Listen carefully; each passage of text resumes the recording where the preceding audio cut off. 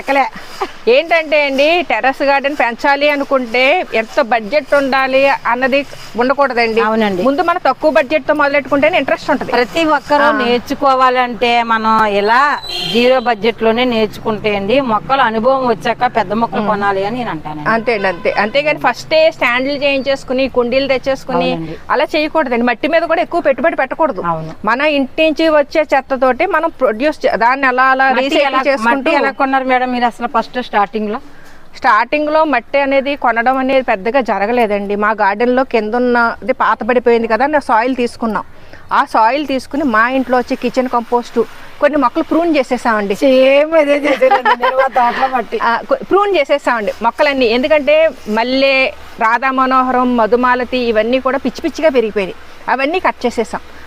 4 రోజులు ఉంచేస్తే ఎండిపోయినాయండి. అవన్నీ తీసుకొచ్చేసి ఆ ఆకులు కలిపేసి మొత్తం అంతా కుప్ప కిందే పోసేసాం.